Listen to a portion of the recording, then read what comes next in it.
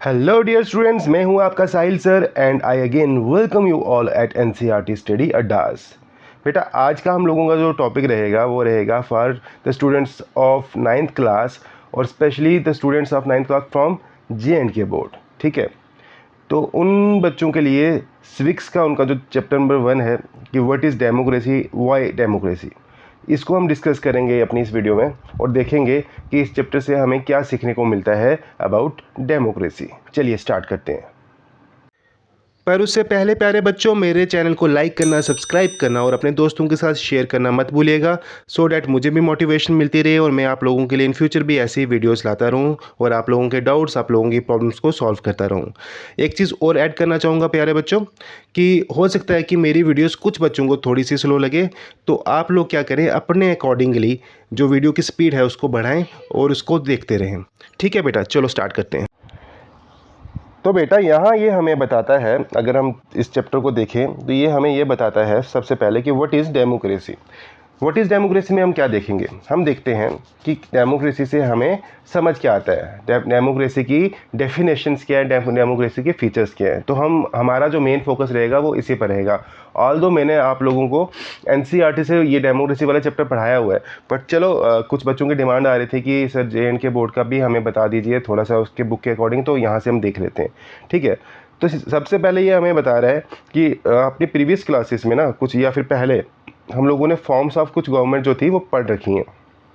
ठीक है, अब उसी के अंडरस्टैंडिंग पर हम यहाँ पर क्या देखेंगे, कुछ फीचर्स देखेंगे, किसके, डेमोक्रेटिक गवर्नमेंट के और नॉन डेमोक्रेटिक गवर्नमेंट के। ठीक है, तो अब यहाँ पर हमारे को बता रहा है कि वाई डिफाइन डेमोक्रेसी। अच्छा देखो, before we proceed further let us first take note on an objection by Mary. तो इस वाले को मैं नहीं पढ़ रहा हूँ क्योंकि एक स्टोरी है, स्टोरी में घुसने का मतलब होगा बड़ा गहरा चले जाना। आपको मैंने कंसेप्ट समझाना है, यहाँ कंसेप्ट में समझाऊंगा। यहाँ पर आते हैं, कहते हैं सिंपल डेफिनेशन। ठीक है, simple definition, let us get back to our discussion on similarities and differences among governments that are called democracies.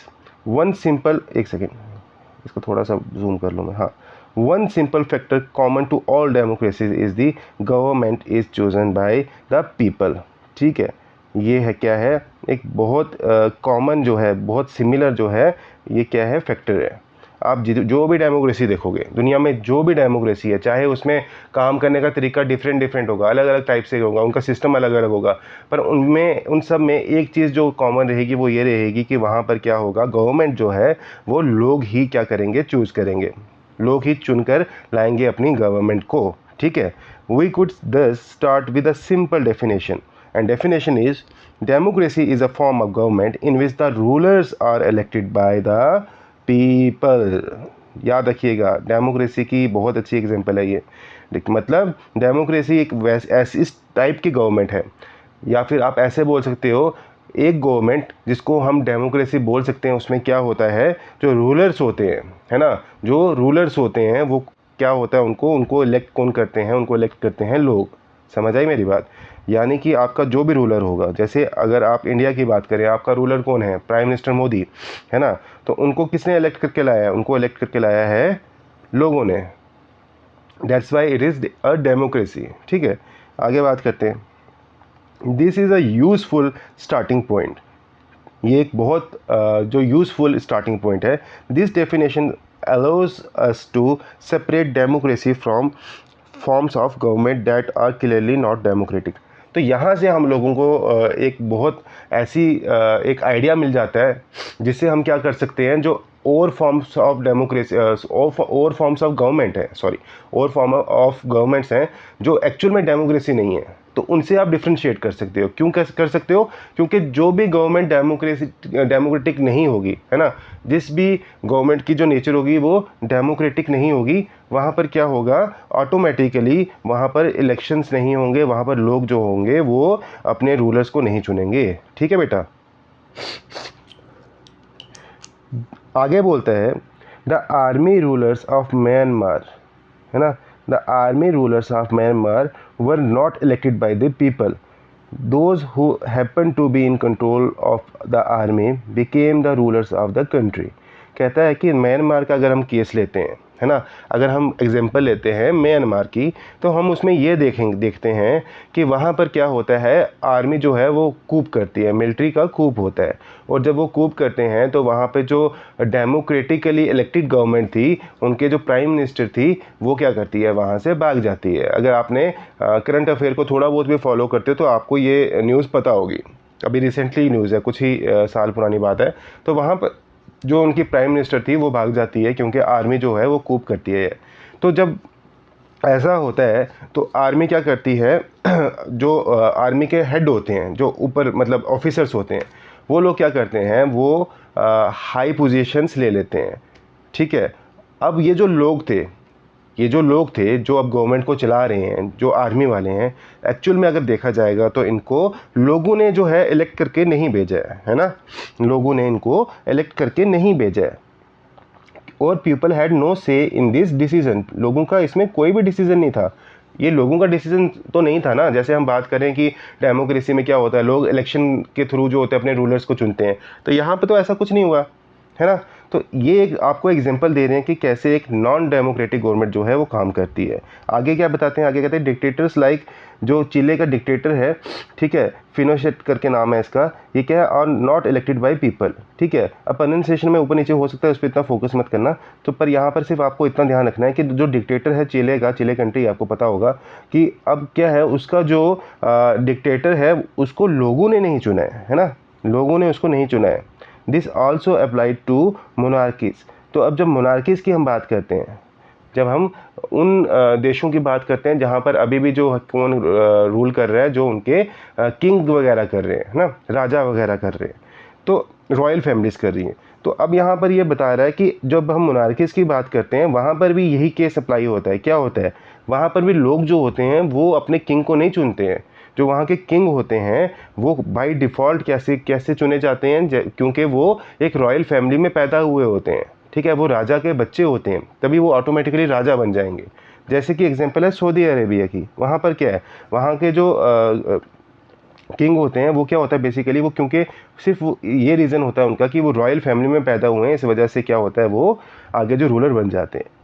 This simple definition is not adequate. अब ये शायद इस एग्जांपल से भी आप लोगों को जो पूरी तरह से समझ नहीं आया होगा। It reminds us that the democracy is people's rule. यहाँ से हमें समझ आता है कि जो डेमोक्रेसी होती है वो क्या होती है, लोगों का रूल होती है, लोकशाही होती है। समझ आई ना, कि लोगों का रूल होता है। लोगों का रूल कैसे होता है, लोग जब क्या करते हैं, अपने रिप्रेजेंटेटिव को चुनकर आगे भेजते हैं, सो डैट वो उनके बिहाफ पर डिसीजंस ले सके, वो उनके बिहाफ पर लॉज बना सके, पॉलिसीज़ बना सके। तो कहीं ना कहीं इनडायरेक्टली वो लोगों की ही रूल चल रहा होता है, क्योंकि लोगों ने ही उसको चुना होता है ना। But if we use this definition in an unthinking manner, we would end up calling almost every government that holds an election a democracy। कहते हैं पर हम लोग कभी कभी ये गलती कर देते हैं, और वो गलती ये है कि हर उस कंट्री को जहाँ पर इलेक्शंस हो रहे हैं उनको हम डेमोक्रेसी बोल देते हैं, जबकि ऐसा होता नहीं है। मतलब यहाँ पर ये कहने का हुआ कि अगर आपको ये लगता है कि हर वो कंट्री जहाँ पर इलेक्शंस हो रहे हैं वो डेमोक्रेसी है, वो डेमोक्रेसी है या नहीं है, वो और भी फैक्टर्स हैं जिन पर डिपेंड करता है। खाली वहाँ पर सिर्फ इस बात से कि वहाँ इलेक्शंस हो रहे हैं, इससे आप डिसाइड नहीं कर सकते हो कि वो एक डेमोक्रेटिक कंट्री है। ठीक है, this would be very misleading as we shall find out in chapter 3। Every government in contemporary world wants to be called a democracy even if it is not so. तो यहाँ पर ये बता रहा है कि यही चीज़ जो मैंने आपको बताई कि खाली इलेक्शंस की वजह से आप डेमोक्रेसी नहीं बोलना किसी कंट्री को, और भी कुछ चीज़ें होती है जिनको हमें देख कर चलना है। और होता क्या है, आजकल के जो दुनिया है, कंटेम्प्रेरी जो वर्ल्ड है, मतलब जो करंट दुनिया है, इसमें हर कंट्री जो है ये अपने साथ एक टैग लगाना चाहती है कि हम भी डेमोक्रेटिक कंट्री हैं, है ना। हर कंट्री चाहती है कि अपने साथ एक टैग लगाए कि हम भी डेमोक्रेटिक कंट्री हैं, और इसके लिए वो सब कुछ जो है अगड़म बगड़म करते हैं। समझ आ रही मेरी बात, वो हर काम करने की ऐसी कोशिश करते हैं जिससे मतलब एक झूठा वो एक इमेज बन जाए कि हाँ हम भी डेमोक्रेटिक है। तो हो सकता है वो इलेक्शंस भी करवा लें, बट एक्चुअल में वो डेमोक्रेसीज नहीं होती हैं। ठीक है, That is why we need to carefully distinguish between a government that is a democracy and one that pretend to be. तो हमें डिफ्रेंशिएट करना है दो गवर्नमेंट्स में, जो एक एक्चुअल में डेमोक्रेसी है और दूसरी जो खाली नाटक कर रही है कि मैं डेमोक्रेसी हूँ। ये हम लोगों को देखना पड़ेगा, ठीक है। We can do so by understanding each word in this definition carefully and spelling out the features of a democratic government. तो हम कैसे देखेंगे, चलिए आगे देखते हैं। आगे जब हम आते हैं तो अब यहाँ पे हम पढ़ेंगे फीचर्स ऑफ डेमोक्रेसी। बहुत इंपॉर्टेंट चीज़ है, यहाँ ध्यान दीजिएगा। यहाँ ये बताता है, यहाँ पर मैं आपको सिर्फ जो इनके फीचर्स हैं और ये पढ़ूंगा और यहाँ पे आपको उनको समझाते हुए चलूँगा, ठीक है, सो डैट आपका भी ज़्यादा टाइम वेस्ट नहीं हो और आप शॉर्ट में जो है चीज़ों को समझ लो। तो यहाँ पर ये बोलता है, we have started with a simple definition that democracy is a form of government in which the rulers are elected by the people. ये तो हमने पहले डेफिनेशन पढ़ ली है। कहते हैं यहाँ पर अब आएगा कि हु आर द रूलर्स। पहला एक इलेक्शन से आता है कि कौन रूलर्स कौन होंगे, ठीक है। इस डेफिनेशन में हमें ये देखना है सबसे पहले कि जो ये रूलर्स की हमने बात करी है, ये रूलर्स हैं कौन, समझ आई बात। पहले हम इनको देखते हैं, ठीक। उसके बाद हम देखेंगे कि इलेक्शंस, कौन से टाइप के इलेक्शंस जो हैं यहाँ पर एक डेमोक्रेटिक गवर्नमेंट में होने चाहिए, ठीक है। इलेक्टेड, यहाँ पे बात है ना इलेक्टेड की, इलेक्टेड का मतलब elections.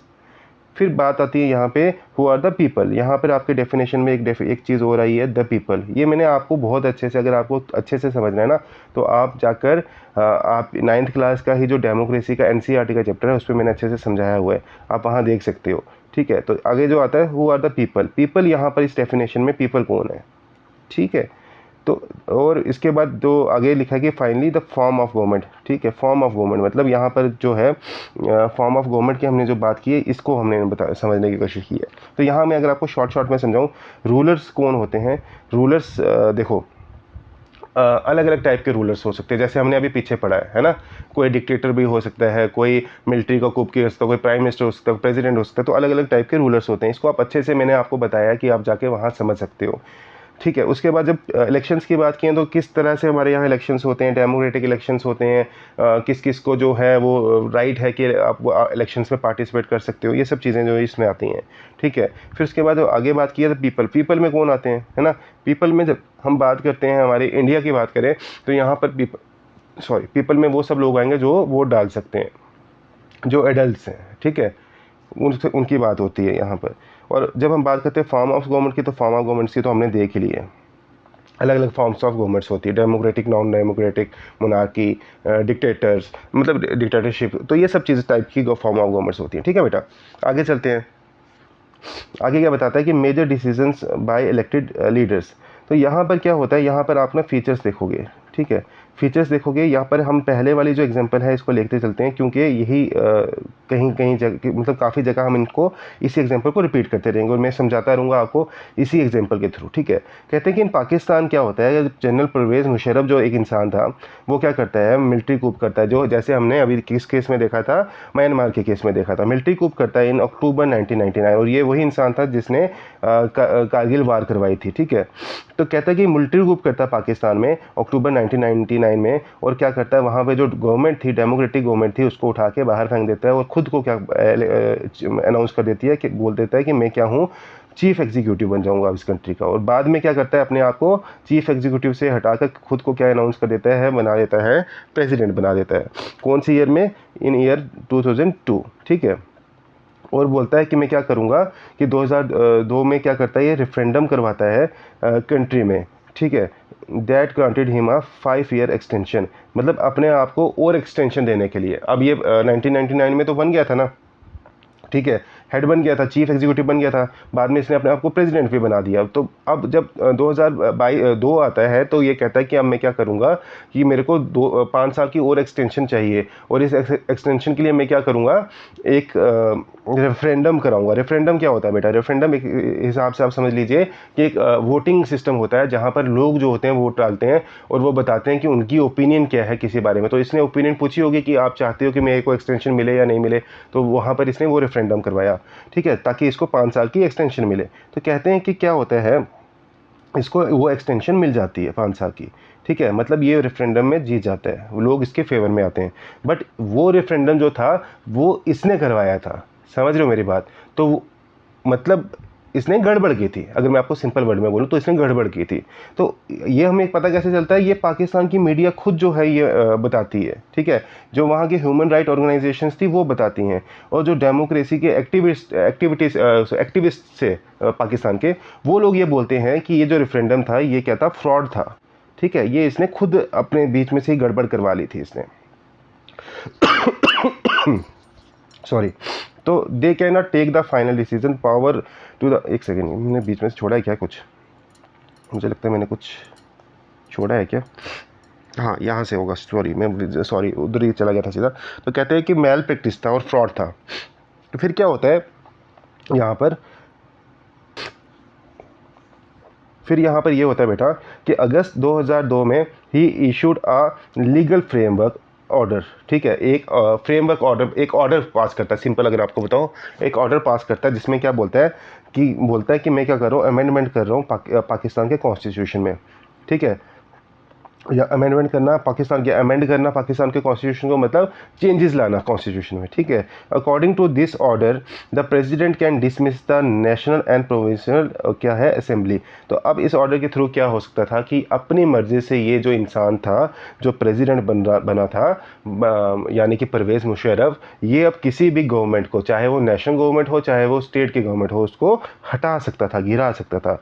The work of the civilian cabinet is supervised by national security council which is dominated by military officers. तो ओवरऑल जो यहाँ कंट्रोल किसका हो गया था, मिलिट्री का हो गया था, मिलिट्री रूल हो गया था एक तरह से आप कह लो, ठीक है। तो अब यहाँ पे कहता है कि उसके बाद क्या होता है, after passing this law elections were held to the national and provincial assemblies, so Pakistan has had elections, elected representatives have some powers but the final power rested with military officers and general Pervez Musharraf himself. तो कहता है कि अब यहाँ पे वो क्या करवाता है, इलेक्शंस करवा देता है।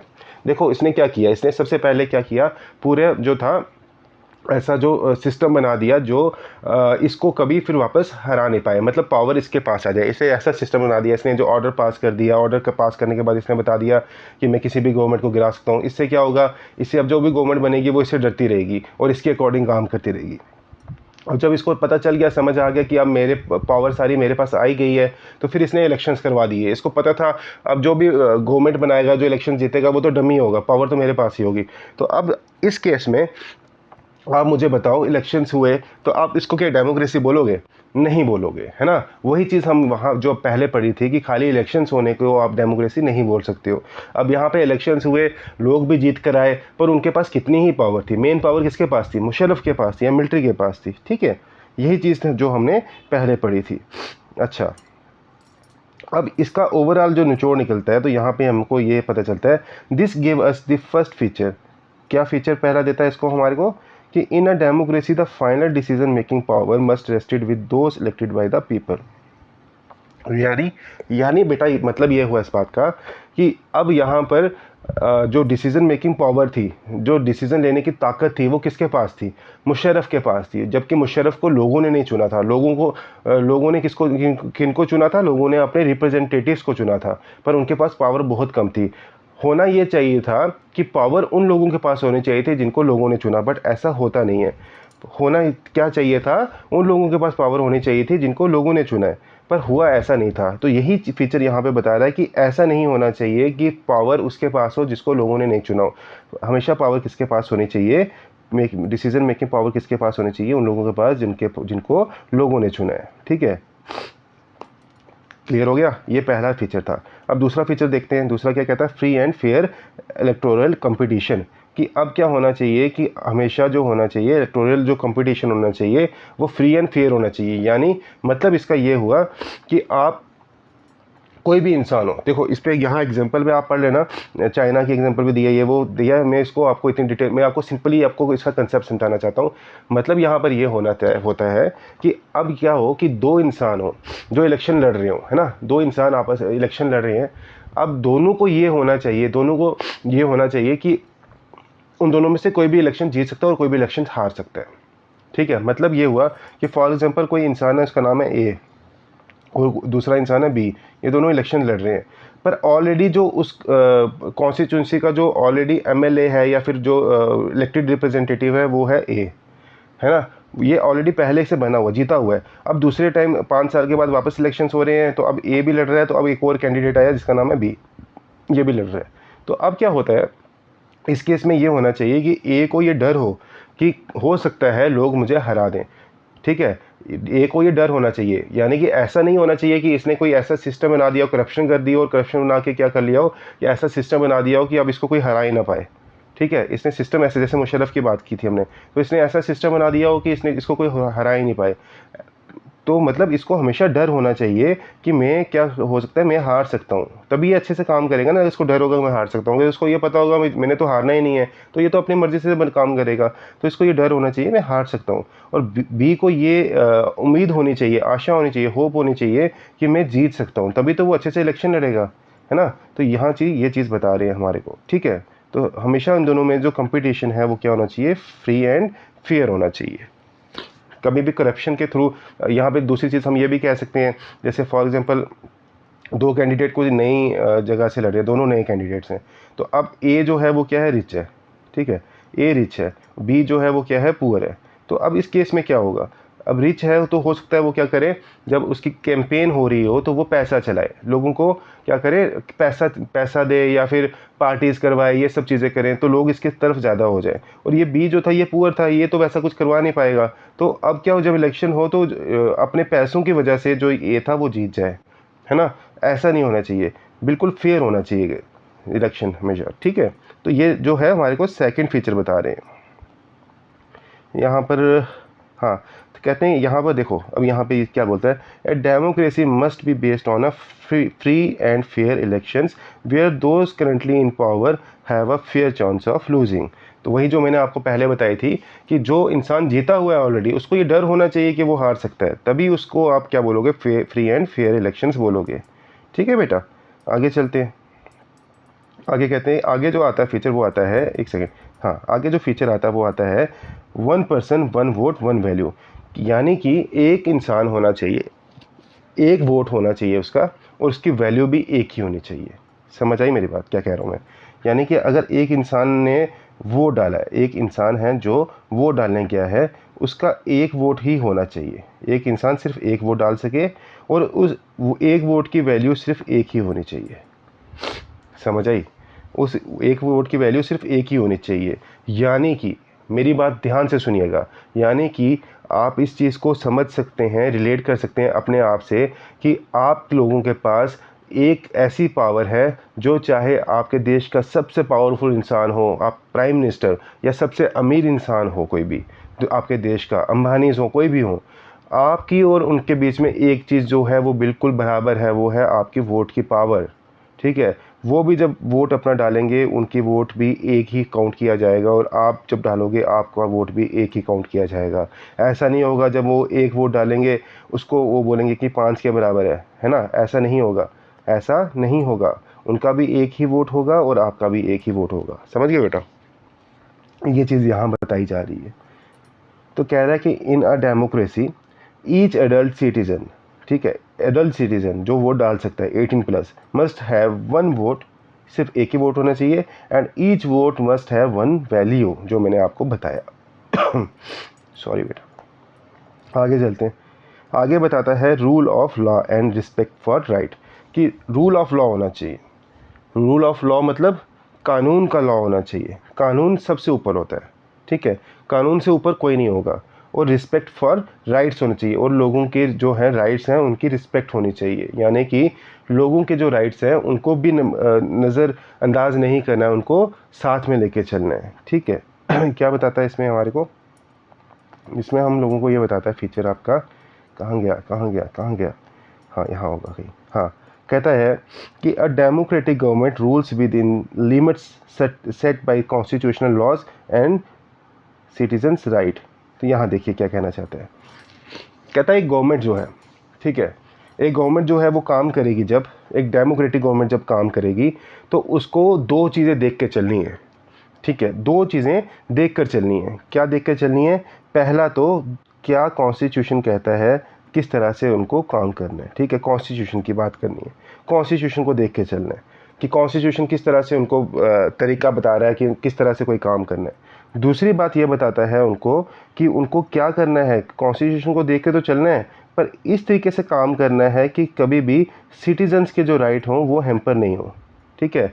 जो लोगों के राइट्स हैं उनको भी ध्यान रखते हुए, मतलब काम तो उनको अकॉर्डिंग टू कॉन्स्टिट्यूशन करना है, पर इस तरह से नहीं करना है कि जो भी करना, मतलब जो रास्ते में आया उसको ख़त्म करते जाओ। फॉर एग्जांपल आपको रोड बनानी है, ठीक है, रोड कहीं से निकालनी है, तो अब इस तरीके से नहीं करना है कि रोड अगर आपको लग रहा है कि एक मोहल्ले के बीच में से निकलेगी, तो अब आप मोहल्ले के बीच में से जाके रोड निकाल दो, है ना। आपको अल्टरनेटिव ढूंढना पड़ेगा उसका, ठीक है। अगर फॉर एग्जांपल आपको ये रोड निकालनी है और यहाँ आगे एक मोहल्ला आ रहा है, तो अगर आप पहले देखो कि आपको कितना खर्चा आएगा कि अगर आप यहाँ से घुमा के ले जाओगे, क्योंकि कॉन्स्टिट्यूशन के अकॉर्डिंग तो आप काम कर रहे हो, ठीक है, आपको डेवलपमेंट करनी है, ठीक है। पर अगर आप यहाँ मोहल्ला एक आ गया, अब उस मोहल्ले के बीच में से आप क्या कर सकते हो, ले जाने के बजाय पहले आप देखो यहाँ से ले जाने से कोई प्रॉब्लम तो नहीं है, कि इन केस अगर आप यहाँ से भी नहीं ले जा सकते हो, यहाँ से भी नहीं ले जा सकते हो, आपको जो सिर्फ ऑप्शन है वो बीच में से ही लेके जाना है, तो आपको क्या करना पड़ेगा, इन लोगों को प्रॉपर मुआवजा देना पड़ेगा, है ना। इन लोगों को कुछ ना कुछ उसके बदले देना पड़ेगा, सो डैट इन लोगों का जो हो घर बन जाए, कहीं पे इनको जगह मिल जाए, ठीक है। इनको रिप्लेसमेंट देनी पड़ेगी इस जगह के बजाय। तो आपने लोगों का भी ध्यान रख के चलना है यहाँ पर, ठीक है। यहाँ पर एक चीज़ होगी। अब आगे बात करते हैं समरी डेफिनेशन। तो अब यहाँ पर हम समरी डेफिनेशन तो वही आ गई, तो मतलब यहाँ पर मेन जो था ना आपका यही थे फीचर्स जो यहाँ पे हमने अभी डिस्कस कर लिए। तो अब आपको क्या करना है, इन फीचर्स को अपने दिमाग में अच्छे से डाल लेना है। आगे चलते हैं, आगे क्या कहता है, क्या अब कहता है कि Y democracy, Y democracy, democracy क्यों, ठीक है। And argument broke out in, देखो यहाँ पे भी वही स्टोरी आ गई, स्टोरी को हम नहीं कर रहे हैं यहाँ पर, आगे चलते हैं, आगे चलते हैं। हाँ, ओके, ठीक है, ठीक है, ठीक है। हाँ, यहाँ पे आते हैं, तो आर्गूमेंट अगेंस्ट डेमोक्रेसी। तो अब कहता है कि देखो, अब हमारे सामने ना दो चीज़ें और आती हैं। क्या दो चीज़ें आती हैं अलग अलग? एक चीज़ आती है कि कुछ ऐसे लोग भी हैं जो डेमोक्रेसी के अगेंस्ट बात करते हैं, जिनको डेमोक्रेसी पसंद नहीं है, या फिर जिनको डेमोक्रेसी में भी कुछ क्या फ्लॉज नज़र आते हैं, कुछ कमियां नज़र आती हैं। वो लोगों की आर्गूमेंट क्या रहती है, देखो पहले ही आपको यहाँ पे, अगर यहाँ इस क्वेश्चन को आप एज डी मेरिट, अगर आपको कभी भी क्वेश्चन आएगा कि कुछ डी मेरिट्स बताओ डेमोक्रेसी के, तो आपको क्या कर सकते हो, इनको यूज़ कर सकते हो, ठीक है। डी मेरिट्स को इनको यूज़ कर सकते हो। डी मेरिट्स में कौन कौन सा है? फर्स्ट पॉइंट क्या है, leaders keep changing in a democracy. कहता है कि एक डेमोक्रेटिक कंट्री में क्या होता है, जो लीडर्स होते हैं वो क्या करते हैं, चेंज होते रहते हैं। इसकी वजह से क्या दिक्कत रहती है, इंस्टेबिलिटी हो जाती है। यानी कि हर 5 साल के बाद फॉर एग्जांपल लीडर चेंज हो जाता है, तो अब उसने कभी एक इंसान को ना कम से कम 10-15 साल चाहिए होते हैं कुछ प्रॉपर, अगर आपको कंट्री चलानी है, कुछ प्रॉपर प्रोग्राम्स बनाते हैं, पॉलिसीज़ बनाता है उनको इम्प्लीमेंट करने के लिए, उनको चलाने के लिए। पर 5 साल के बाद हो सकता है कि वो 5 साल के बाद वो हार जाए, वो नहीं आए, तो अब उसका जो काम था वो अधूरा रह जाता है। तो इस वजह से क्या होता है, इंस्टेबिलिटी आती है। तो ये है आर्ग्यूमेंट किनका, जो लोग अगेंस्ट बात करते हैं। दूसरा ये आर्गूमेंट क्या देते हैं, democracy is all about political competition and power play, there is no scope for morality. तो यहाँ पे ये बताता है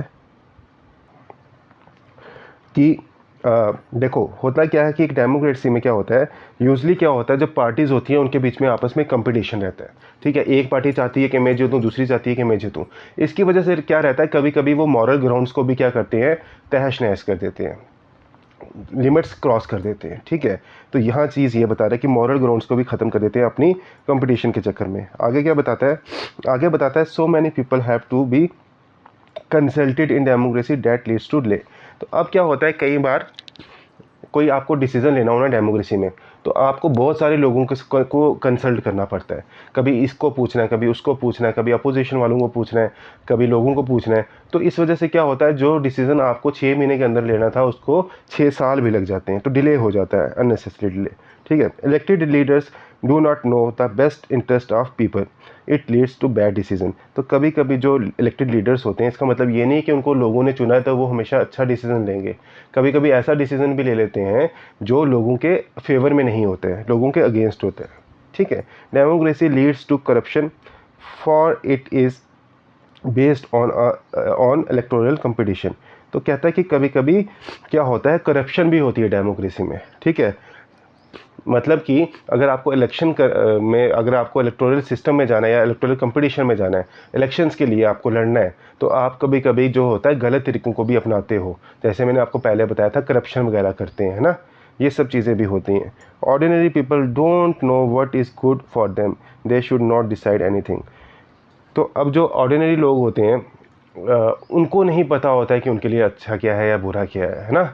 अगर आप एक ऑर्डिनरी इंसान हो तो हो सकता है कि आप क्या सोच रहे हो, आप अच्छा सिर्फ अपने पर्सपेक्टिव से सोच रहे हो, पर ओवरऑल लॉन्ग टर्म में उसका आप पे क्या असर होगा वो आपको समझ नहीं हो अगर आप ऑर्डिनरी इंसान हो, ठीक है। अगर आप बहुत समझदार हो, बहुत पढ़े लिखे हो, एक अलग बात है, बट कभी कभी जो मैक्सिमम लोग जो होते हैं ऑर्डिनरी होते हैं, उनको नहीं पता होता है कि उनके लिए लॉन्ग टर्म के लिए अच्छा क्या है, लंबे समय में उनके लिए क्या अच्छा होगा क्या ख़राब होगा।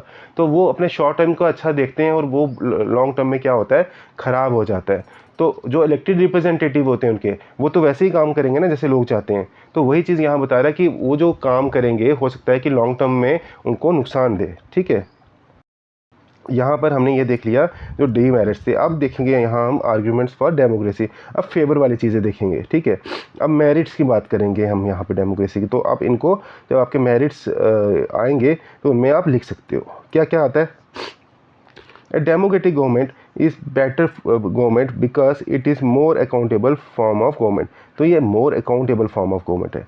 एक डेमोक्रेटिक जो गवर्नमेंट होती है वो ज़्यादा क्या होती है, अकाउंटेबल होती है, यानी कि वो जिम्मेदार। अकाउंटेबल का मतलब क्या होता है, वो उनकी जवाबदेही होती है लोगों की तरफ, ठीक है, उनको जवाब देना पड़ता है, वो आंसरेबल होते हैं लोगों को। अगर वो काम कर रहे हैं, कोई पॉलिसी ला रहे हैं, कोई लॉ ला रहे हैं, तो वो लोगों को आंसरेबल, लोग उनसे पूछ सकते हैं और उनको लोगों को आंसर देना पड़ेगा, ठीक है। वो अपनी मर्ज़ी से कुछ नहीं कर सकते हैं। आगे, दस democracy improve the quality of decision making. तो अब दूसरी चीज़ यहाँ बता रहा है कि डिसीजन मेकिंग की जो क्वालिटी होती है वो भी क्या होती है, डेमोक्रेसी की अच्छी होती है। ये फीचर नहीं है, ये इसका मेरिट पॉइंट पर नहीं आएगा। यहाँ पे देखते हैं, democracy provide a method to deal with differences and conflicts. तो डेमोक्रेसी में क्या होता है यूजली कि आपको ऐसे ऑप्शंस मिल जाते हैं। अगर दो कम्युनिटीज़ के बीच में कोई दिक्कत चल रही है, प्रॉब्लम चल रही है, लड़ाई चल रही है, अगर वहाँ पे डेमोक्रेसी होगी तो क्या होगा, आप लोगों को बिठाया जाएगा, सुलह करवाई जाएगी और ऐसे जो है सोल्यूशंस निकाले जाएंगे जिनसे आपके कन्फ्लिक्ट जो है, जो आपके डिफरेंसेस जो हैं, उनको सॉर्ट आउट किया जा सके। तो वो डेमोक्रेसीज में ही हो सकता है, ठीक है। लोगों को, सब लोगों को साथ लेके चला जाता है यहाँ पर। आगे देखते हैं आगे क्या है। आगे जो आता है, कहता है democracy enhances dignity of citizen.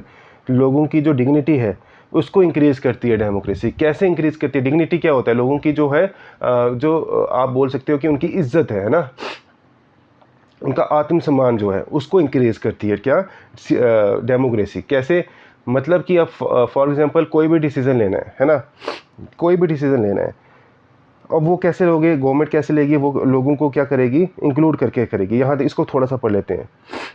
Argument affect on the basis but the strong argument of democracy is not about what democracy does in the government, it is about what democracy does to citizens, ठीक है। Even if democracy does not bring about better decisions, the accountability government, it is still better than other form of government. तो ठीक है, देखो, तो अब जब लोगों को ये पता चलता है ना कि गवर्नमेंट जो है हमारे को अकाउंटेबल है ना, गवर्नमेंट क्या करेगी, हमारे अकॉर्डिंग काम करेगी, गवर्नमेंट जो भी डिसीजन लेगी वो हमसे पूछ के लेगी, तो लोगों का जो होता है आत्मसम्मान, जो उनकी डिग्निटी होती है वो इंक्रीज़ होती है, बढ़ती है, एनहेंस होती है, ठीक है।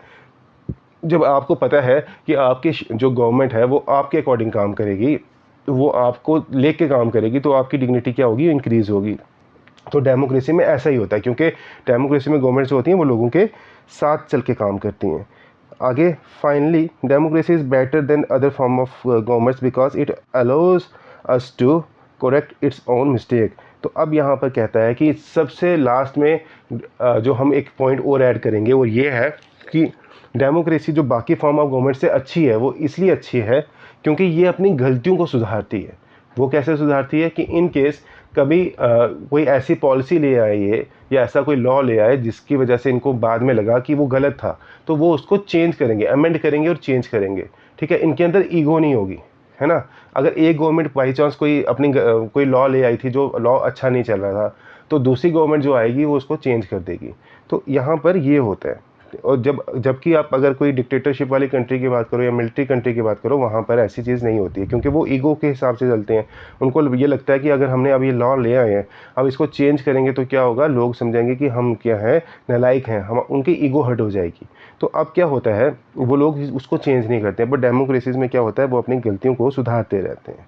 ठीक है बेटा, आगे आगे क्या है इंपॉर्टेंट टॉपिक जो हम डिस्कस करें यहाँ पे, ब्रॉडर मीनिंग ऑफ डेमोक्रेसी। ठीक है, कितना बचता है आपका ये चैप्टर? हाँ, चलो देखो यहाँ पे अब ब्रॉडर मीनिंग ऑफ डेमोक्रेसी की बात करते हैं। In this chapter, we have considered the meaning of democracy in a limited and descriptive sense. We have understood democracy as a form of government. This way of defining democracy helps us to identify a clear set of minimal features that a democracy must have. ठीक है, the most common form of democracy हाँ देखो यहाँ पर ये क्या बोल रहा है कि इस चैप्टर में हमने क्या देखा है अभी तक कि डेमोक्रेसी की कुछ जो समझे हैं लिमिटेड वे में समझे हैं, है ना। हम ये समझे हैं कि डेमोक्रेसी क्या है, एक फॉर्म ऑफ गवर्नमेंट है। ठीक है, this way of defining democracy helps us to identify clear set of minimal features. यहाँ पर हमने कुछ मिनिमल फीचर्स देखे कि जिनसे हमें पता चल सके कि एक अच्छी डेमोक्रेसी जो है कैसे काम करती है। मतलब ओवरऑल मैं अगर आपको एक सिंपल वर्ड्स में ये समझाऊँ, यहाँ क्या बोलना चाहता है, ये बताना चाहता है यहाँ पर कि यहाँ पर हमने अभी तक जो पढ़ा है वो यही पढ़ा है कि एक डेमोक्रेसी में और एक नॉन डेमोक्रेटिक गवर्नमेंट में क्या फ़र्क होता है। सिंपल वे में बताऊँ, एक अभी तक हमने क्या पढ़ा है कि डेमोक्रेटिक और नॉन डेमोक्रेटिक गवर्नमेंट में क्या डिफरेंस होता है। पर एक गवर्नमेंट अच्छी डेमोक्रेसी है या बुरी डेमोक्रेसी है या नॉर्मल डेमोक्रेसी है, वो हमने नहीं देखी है। वो कैसे देख सकते हैं कि कोई गवर्नमेंट जो है, क्योंकि देखो डेमोक्रेसीज तो बहुत है दुनिया में, है ना। हर मैक्सिमम कंट्रीज जो है इस टाइम क्या है, डेमोक्रेसी को फॉलो कर रही है। डेमोक्रेसीज तो बहुत है, पर अच्छी डेमोक्रेसी है वो बुरी डेमोक्रेसी है, वो कैसे पता चलेगा, वो हमें कैसे पता चलेगा, वो इस तरह से पता चलेगा। हम क्या करेंगे अगर कि अपने जो हमने फीचर्स डिस्कस किए थे, है ना, जो हमने अभी फीचर्स डिस्कस किए थे, वो क्या उन सब फीचर्स को पास कर रही हैं। मेरी बात समझ रहे हो? एग्जाम्पल के तौर पे कोई डेमोक्रेसी अच्छी है या नहीं है, वो कैसे पता चलेगा? हमने 4-5 फीचर्स डिस्कस किए थे, 1 2 1 सेकेंड 2 3 4 क्यों नहीं रहा, 4। ठीक है, तो 4 अगर हमने फीचर डिस्कस किए थे पीछे जो हमने किए थे, 4 जो फीचर डिस्कस किए थे, तो हम यहाँ देखेंगे कि कौन सी डेमोक्रेसी जो है वो चारों फीचर्स को पास करिए। देखो ऐसा नहीं हो सकता है कि कोई भी दुनिया में, देखो यहाँ पे एक चीज़ आपके ना बहुत इंटरेस्टिंग से बताई है यहाँ पे, in the countries we call democracy all the people do not rule. ठीक है, a majority is allowed to take decision on behalf of all the people even the majority does not rule directly, the majority of the people rule through their elected representative. This becomes necessary because moderate democracy involves such a large number of people that it is physically impossible for them to sit together and take a collective decision. तो कहता है कि क्या है, democracy में क्या होता है, जो लोग होते हैं वो डायरेक्टली जो होता है, देखो पहले तो डेमोक्रेसी में क्या होता है, मेजॉरिटी जो लोग होते हैं उनकी सरकार बनती है। ठीक है, मतलब ओवरऑल एक कंट्री है, ठीक है, एक कंट्री है, उसके सिटीजन्स हैं, ठीक है, उसके सिटीजन्स हैं। अब उसके सिटीजन्स के मेजॉरिटी जो पॉपुलेशन होगी वो जिसको, जैसे फॉर एग्जांपल ये मेजॉरिटी थी, ठीक है, इन्होंने जिसको वोट डालेंगे वो वाली जो रिप्रेजेंटेटिव आएंगे वो गवर्नमेंट जो बनेगी। ठीक है, तो गवर्नमेंट किसकी होगी, मेजॉरिटेरियन पीपल की होगी। अब ये जो मेजॉरिटेरियन पीपल होंगे ये भी डायरेक्टली रूल नहीं करेंगे, ये अपने क्या करेंगे, रिप्रेजेंटेटिव्स को आगे भेजेंगे। तो ये रिप्रेजेंटेटिव आगे इनके गवर्नमेंट बनाएंगे रिप्रेजेंटेटिव। अब ये रिप्रेजेंटेटिव क्या करेंगे, आगे जो है लॉज वगैरह बनाएंगे।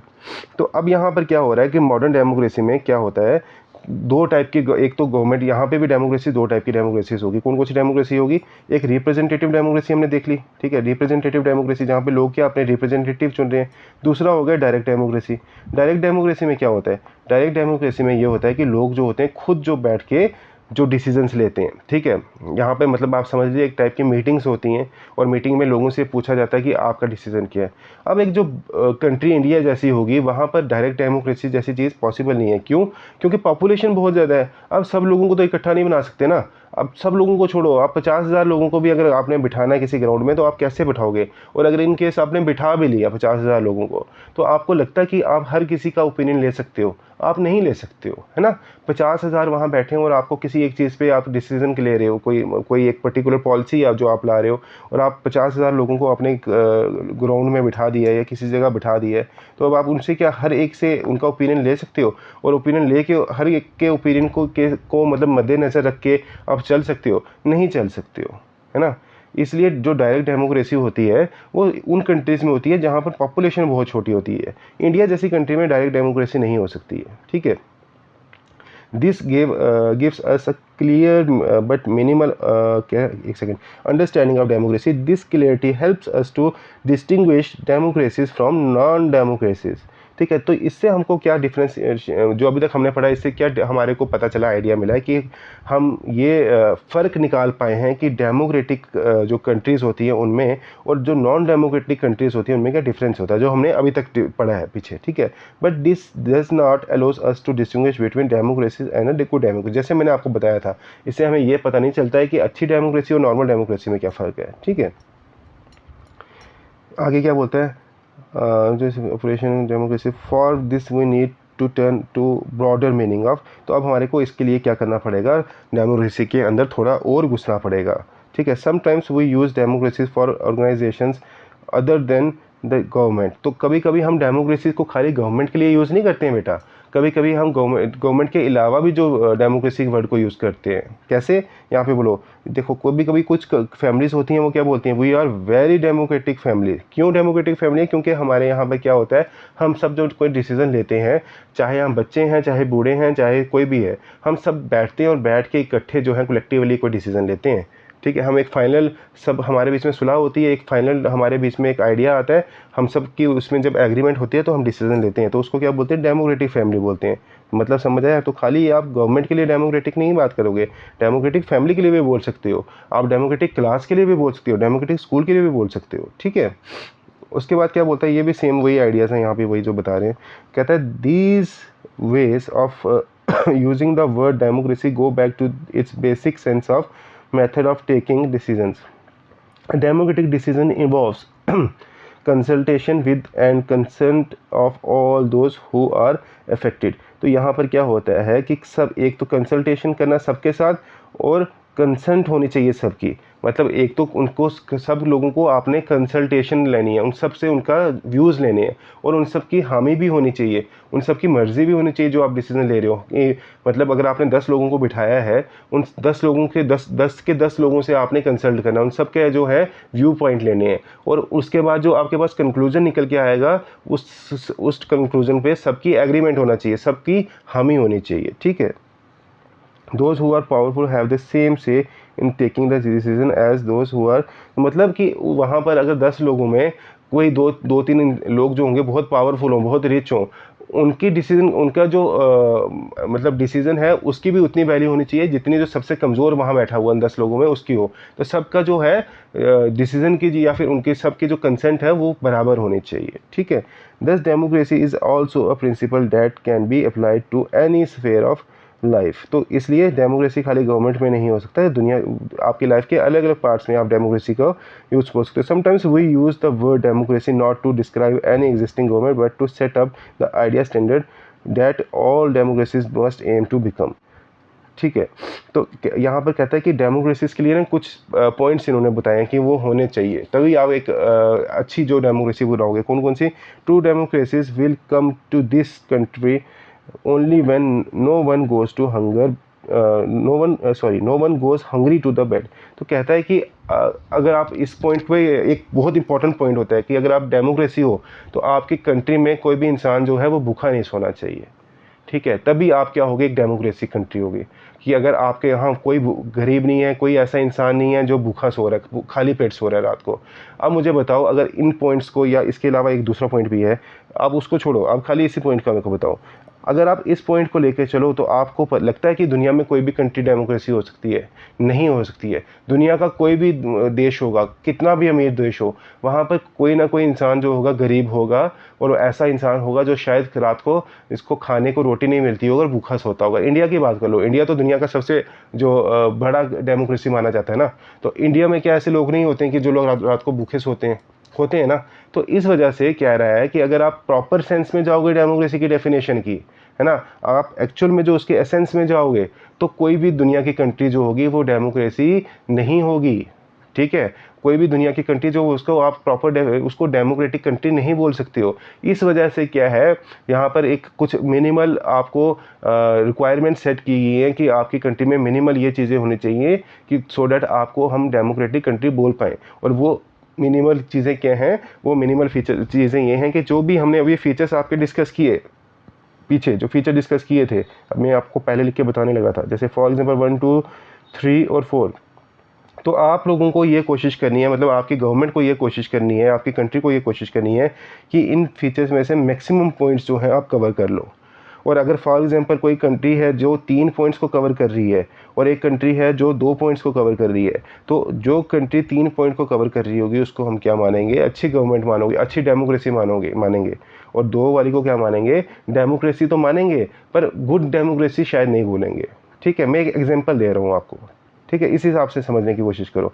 तो आपको कोशिश ये करनी है कि इन सब फीचर्स को आप जो है वो फुलफ़िल कर पाओ, तभी आपको एक अच्छी डेमोक्रेसी बोला जाएगा, ठीक है, बोला जाएगा। और यहाँ पर जब हमने एक आपको मैंने अभी पीछे समझाया था, डायरेक्ट डेमोक्रेसी की बात की थी ना, जहाँ पर क्या होता है, डिसीजंस जो होते हैं वो डायरेक्टली लिए जाते हैं। अगर इन केस आपको उसकी एग्जांपल पूछी जाएगी इंडिया में, तो आप उसकी एग्जांपल क्या दोगे, ग्राम सभा दोगे। ग्राम सभा क्या होती हैं बेटा, आपके गाँव में जो पंचायत होती हैं, ठीक है, पंचायत जो होती हैं उन्हीं की एक बड़ी बॉडी होती है, उसको बोलते हैं ग्राम सभा। पंचायत में कौन होता है, पंचायत में सरपंच और पंचिस होते हैं। और ग्राम सभा में कौन होता है, ग्राम सभा में पंचिस, सरपंचिस और इसके अलावा जो उस गांव के वोटर्स होते हैं, ठीक है, जो वोटर्स होते हैं, जो एडल्ट्स होते हैं, है ना, जो वोट डाल सकते हैं, उस गांव के जितने भी वोटर्स होंगे उस ग्राम सभा में आएंगे। और उस ग्राम सभा में क्या होगा, वो सब जब लोग बैठेंगे, कोई डिसीजन लेना होगा, ये पूरी ग्राम सभा बैठती है, सब वोटर्स बैठते हैं और पंचायत अपने पंचिस के साथ क्या करते हैं, कोई फाइनल कंक्लूजन में आते हैं, कोई डिसीजन लेते हैं और उसका एक प्रॉपर जो है सब लोग आपस में सहमति से एक फाइनल डिसीजन लेते हैं। तो इसी को बोलते हैं डायरेक्ट डेमोक्रेसी, ठीक है बेटा। अब यहाँ पर मेरे को लगता है कि इससे ज़्यादा कुछ आपको डिटेल में इतना ज़्यादा जाने की ज़रूरत नहीं है। इतना मैंने आपको जितना पढ़ाया है इसको आप पढ़ें। इसके अलावा आप खुद क्या करें, इस बुक की एक बार रीडिंग करें, इस चैप्टर को एक बार रीड करें। और साथ में अगर आपको डिटेल में जानना है तो आप क्या करो, जो मैंने डेमोक्रेसी का ऑलरेडी एनसीईआरटी से जो चैप्टर पढ़ाया है उसको देख लो। तो उसमें भी मैंने थोड़ा डिटेल में आपको सब लोगों को बताया। इन केस फिर भी आपको कुछ डाउट रहता है तो आप बेझिझक जो है कमेंट बॉक्स में आकर मेरे से कमेंट्स में कोई भी क्वेश्चन पूछ सकते हैं। मैं आपको लोगों के जो भी डाउट्स होंगे, जो भी प्रॉब्लम्स होंगे, उनको कोशिश करूंगा कि जल्दी से जल्दी जो है आपको रिप्लाई देके उनका जो है सोल्यूशन प्रोवाइड कर सकूं, ठीक है बेटा। तो यहाँ पर हम अपनी वीडियो को करते हैं ख़त्म। आशा करता हूँ कि आप लोगों को ये समझ आया होगा, आप लोगों के जो भी डाउट्स रहे होंगे वो क्लियर हो गए होंगे। और इसी के साथ मैं जाता हूँ बोलते हुए कि अपना ध्यान रखिएगा, अपने माँ बाप का ध्यान रखिएगा, पढ़ते रहिएगा, बढ़ते रहिएगा, टीचर्स की रिस्पेक्ट कीजिएगा, माँ बाप की रिस्पेक्ट कीजिएगा और मेरी वीडियो को लाइक, सब्सक्राइब और अपने दोस्तों के साथ शेयर करना मत भूलिएगा। Okay, bye bye, take care बेटा।